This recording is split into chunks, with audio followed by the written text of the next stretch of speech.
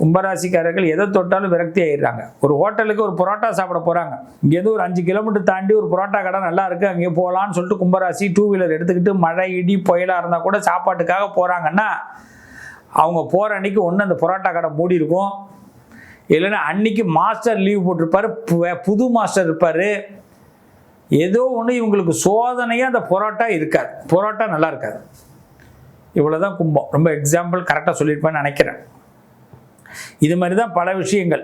நம்ம குடும்ப உறுப்பினர்களாக இருக்கட்டும், நம்ம குடும்பத்தில் உள்ளவங்க நமக்கு கும்பராசிக்காரர்களுக்கு பார்த்திங்கன்னா ரொம்ப சலுகையெல்லாம் கொடுக்குற மாதிரி கொடுப்பாங்க. கொடுத்துட்டு 10 நாளைக்கு சொல்லி காட்டுவாங்க. நமக்கு பிறந்தநாள் கொண்டாடுவாங்க, பிறந்தநாள் கொண்டாடிட்டு இதுக்கு தான் பிறந்தநாள் கொண்டாடினேன்னு சொல்லுவாங்க.